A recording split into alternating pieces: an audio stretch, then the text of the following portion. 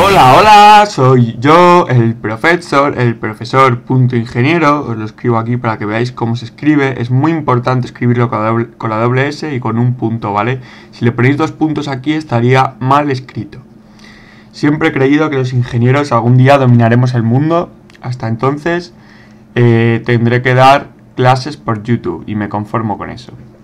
Veamos, en este ejercicio me dan los siguientes subespacios vectoriales, el subespacio A, el subespacio B y el subespacio C, ambos subespacios de R3, y me piden, que calcule una serie de cosas. La primera que me piden, el apartado A, es que calcule las dimensiones de A, B y C, es decir, la dimensión de cada subespacio, y que encuentre una base para cada subespacio. Bueno, pues es muy sencillo. Vamos a ir primero con la base A, con el subespacio A. Para el subespacio A, simplemente cojo los dos vectores que me dan, me hago la matriz de los vectores, ¿vale?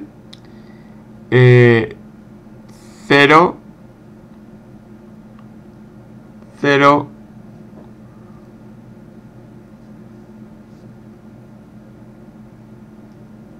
1, 0,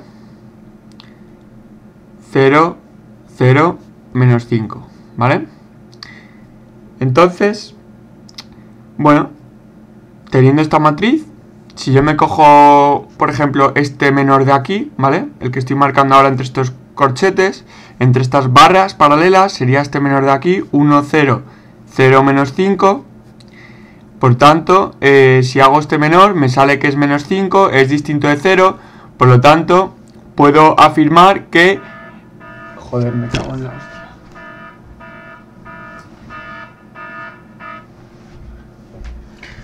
Puedo afirmar que estos dos vectores son linealmente independientes, ¿vale? Y por tanto, forman una base del subespacio por ser linealmente independientes y su dimensión será tanta como los vectores que he escogido, pues 2, ¿vale? De hecho, podría coger simplemente el vector 1, 0 y el vector 0, menos 5. Pero bueno, si cogemos estos dos vectores, 0, 1, 0 y 0, 0, menos 5, forman una base del subespacio A que tiene dimensión 2. Claro, tanta como vectores forman su base, dos vectores, ¿vale? Dimensión 2. Vamos a ir con la B y vamos a seguir exactamente, idénticamente el mismo procedimiento. Pero si nos fijamos ahora, el subespacio B está en función de la letra A minúscula.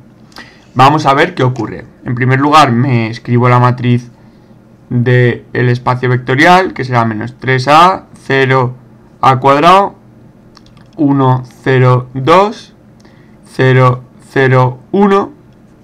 Y si me calculo por Sarrus el determinante de esta matriz, como es cuadrada, ¿vale? Del subespacio A no podía hacer Sarrus porque era de orden 2×3. Tienen que ser cuadradas de orden 3×3.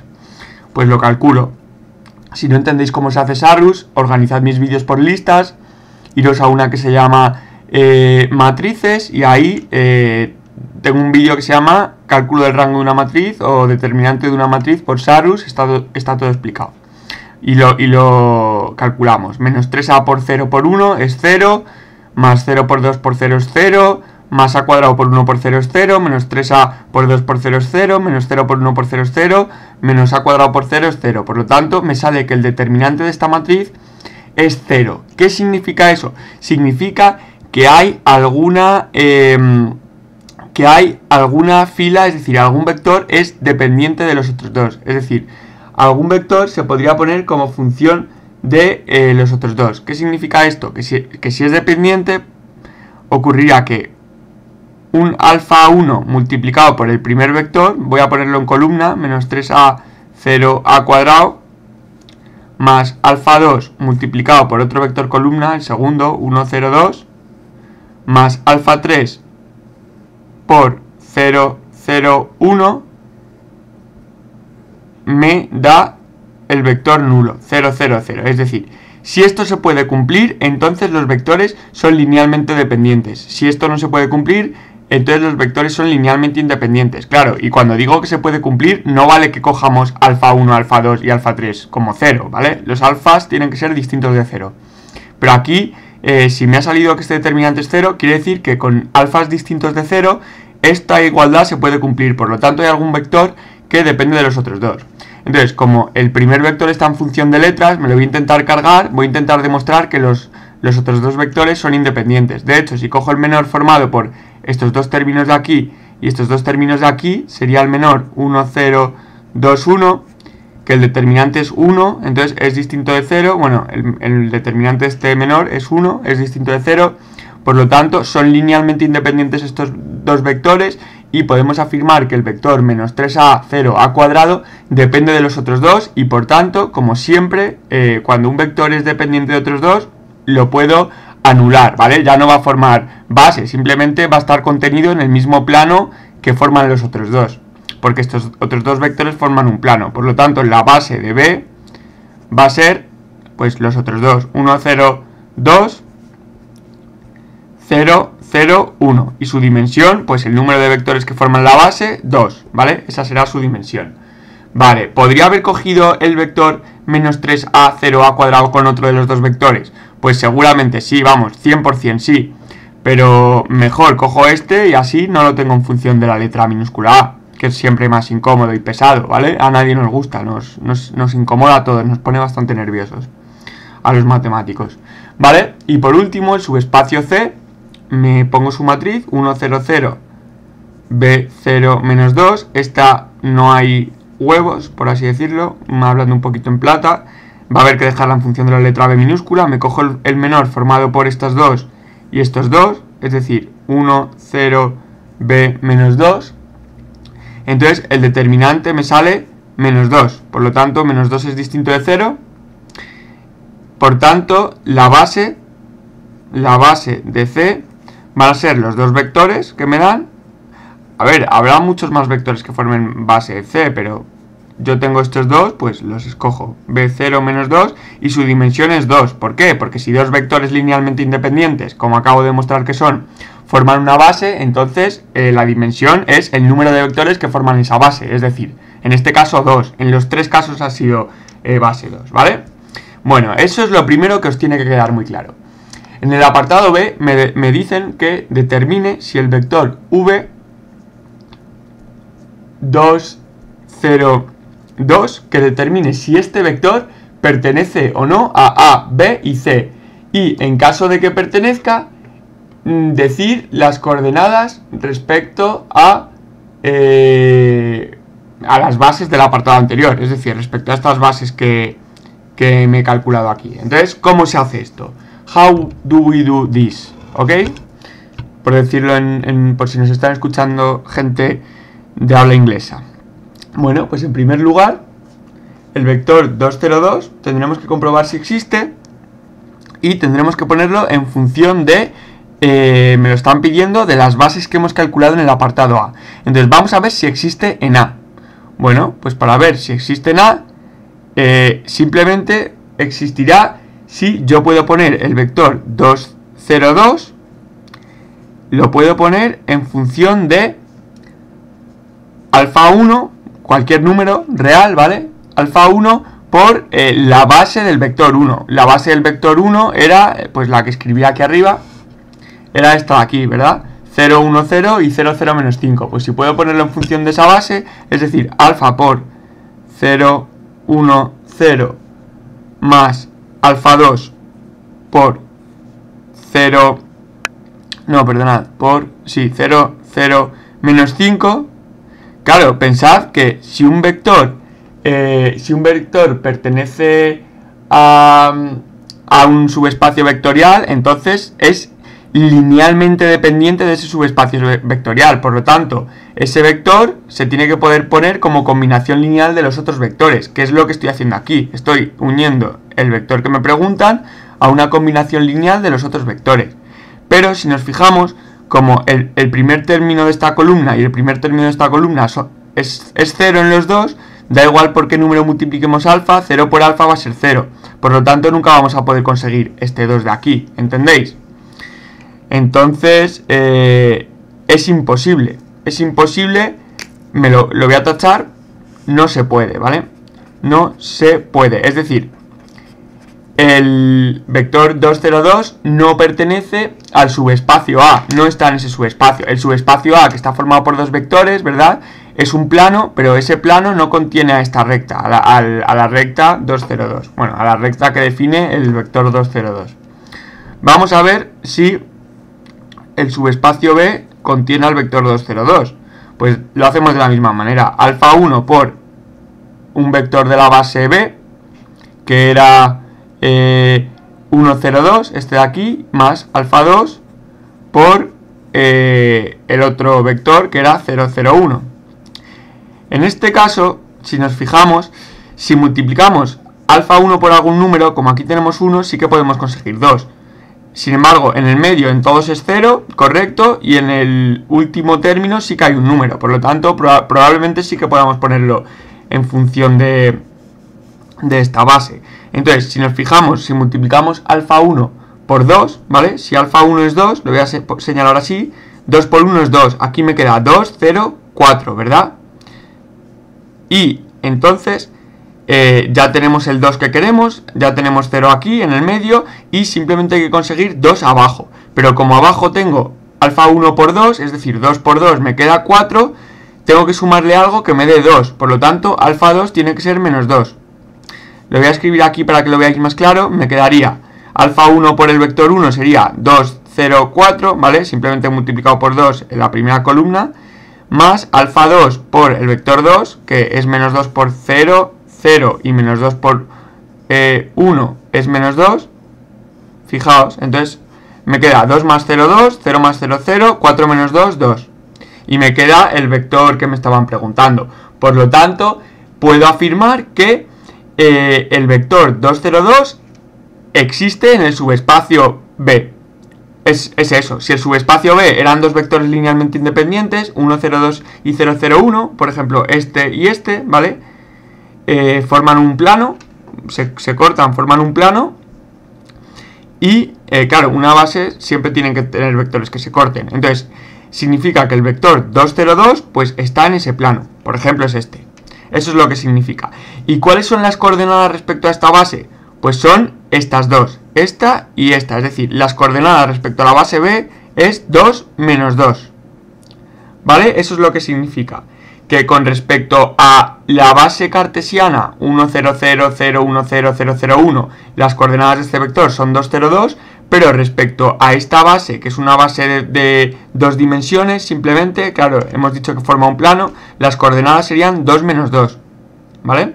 Es decir, si estos fuesen mis vectores de la base, el vector 1, 0, 2 y el vector 0, 0, 1, entonces las coordenadas del vector 2, 0, 2 sería pues poner 2 y menos 2, es decir, 2 aquí y menos 2 aquí, ¿vale?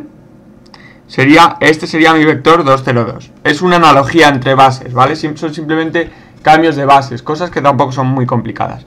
Y por último, vamos a ver si pertenece a C, 2, 0, 2, vuelvo a hacer lo mismo y lo pongo como alfa 1 por el primer vector de la base C, que era 1, 0, 0, más alfa 2 por el segundo vector de la base C, que era B0 menos 2. Entonces, en primer lugar, este término de aquí abajo tiene que ser 2, porque este de aquí es 2. ¿Cómo hacemos para que este término de aquí, como aquí es 0, va a depender todo de alfa 2? Por lo tanto, alfa 2 tiene que ser, lo pongo aquí, menos 1. Claro, menos 1 por menos 2 me queda 2. Entonces, este ya es intocable, alfa 1 ya lo tengo. Pero ahora me tiene que quedar arriba que alfa 1 menos, porque esto ya es menos 1, menos b, ¿vale? Estoy mirando estos términos de aquí arriba, este es alfa 1 por 1, alfa 1, menos 1 por b, es menos b, tiene que ser igual a 2. Por lo tanto, de ahí deduzco que alfa 1 tiene que ser igual a 2 más b. Y por lo tanto, alfa 1 será, lo pongo aquí, 2 más b. Entonces, este vector 2, 0, 2 sí que existe en el subespacio vectorial B, es decir, significa que el plano que genera, en el subespacio vectorial C, significa que el subespacio vectorial B y el subespacio vectorial C generan el mismo plano, por esto mismo, porque contienen al mismo vector. Bueno, no sería obligatorio que formas el mismo plano, pero en este caso lo forman. Y en función del subespacio C, la base del vector 2, 0, 2 será 2 más b menos 1, ¿vale? Esa sería la base del espacio del vector, o sea, esas serían las coordenadas del vector 2, 0, 2 en el subespacio C. Eso es lo que tenéis que entender. Y ahora vamos a ir con el último ejercicio, que es muy interesante, de matriz de cambio de base.